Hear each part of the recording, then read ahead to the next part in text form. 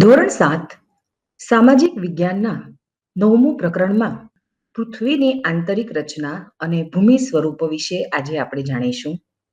પૃથ્વી વિશે આપણે સાંભળ્યું છે, આ આપણી મધર અર્થ છે અને અઢળક પ્રમાણમાં હંમેશા અનંત રીતે આ પૃથ્વીએ આપણને બહુ જ બધું આપ્યું છે, વર્ષોના વર્ષો સુધી.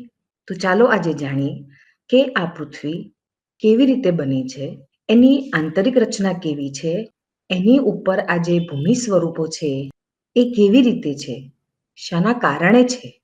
આજે આ પ્રકરણમાં આપણે જે ટોપિકનો અભ્યાસ કરવાના છે તે આ છે: પૃથ્વીનો આંતરિક ભાગ કે ભૂગર્ભ, ઇન્ટિરિયર ઓફ ધ અર્થ, ખડકો અને ખનિજ, રોક્સ અને મિનરલ્સ, ભૂમિ સ્વરૂપોનું નિર્માણ, ફોર્મેશન ઓફ લેન્ડ ફોર્મ્સ. આ 3 વસ્તુની માહિતી લેશું. વિદ્યાર્થી મિત્રો, આપણે જોઈએ કે પૃથ્વીનો આંતરિક ભાગ કે ભૂગર્ભ કોને કહેવાય, ક્યાં સુધી ફેલાયેલો છે, એની સપાટી શાની બનેલી હોય છે. એને ભૂકવચ કહેવાય છે અને પૃથ્વીનું જે ઉપરનું સ્તર હોય છે તેને ભૂકવચ કહેવાય છે. સૌથી પાતળું હોય છે અને 35 કિલોમીટર સુધી ફેલાયેલું હોય છે. અને એની જે સપાટી હોય છે ને તે શાની બનેલી હોય છે, આ 3rd પોઈન્ટમાં તમે જુઓ, સિલિકા અને એલ્યુમિનિયમના ખનિજની સપાટી બનેલી હોય છે. ઇવન મિત્રો એને છે ને Cl પણ કહેવાય.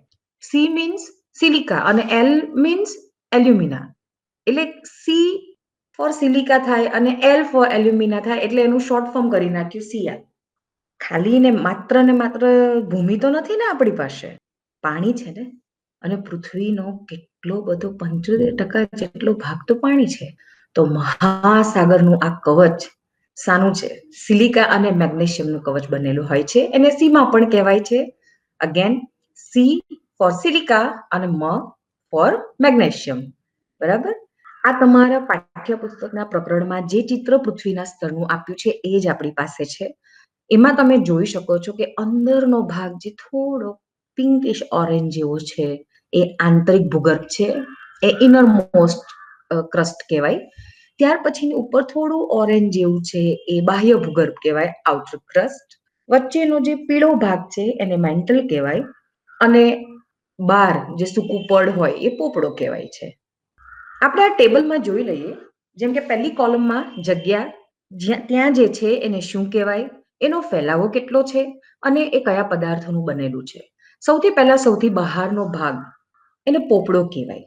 પોપડા અને બાહ્ય ભૂગર્ભની વચ્ચેનો જે ભાગ છે એને મેન્ટલ કહેવાય. અને એ 29,000 કિલોમીટરની ઊંડાઈથી ફેલાયેલો છે.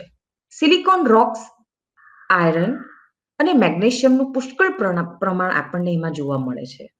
એટલે આ જે મેન્ટલ છે ને એ સિલિકોન રોક્સનું હોય છે અને એની અંદર જો પુષ્કળ પ્રમાણમાં આપણને મળે છે તે આ આયરન અને મેગ્નેશિયમ. ત્યાર પછી પૃથ્વીના આંતરિક પડના પછીનો જે તરત જ નેક્સ્ટ ભાગ જે છે એ બાહ્ય ભૂગર્ભ છે અને પૃથ્વીનું સૌથી આંતરિક પડ જે છે તે આંતરિક ભૂગર્ભ છે. 35,000 કિલોમીટરની ત્રિજ્યામાં એ ફેલાયેલું છે. એને નીફે પણ કહેવાય છે કારણ કે તેમાં આ પદાર્થ હોય છે. ની ફોર નિકલ અને ફે ફોર ફેરસ. સો આજે આપણે ભૂકવચ વિશે, મહાસાગર કવચ વિશે અને પૃથ્વીના આંતરિક કયા ભાગોને શું કહેવાય છે, એ શાનું બનેલું હોય છે, એમાં કયા પદાર્થ હોય છે અને કેટલા કિલોમીટર સુધી ફેલાયેલું હોય છે એની આપણે જાણકારી લીધી. આગળના વિડીયોમાં આપણે ખડક અને ખનિજો વિશે સમજવાની કોશિશ કરીશું. Thank you.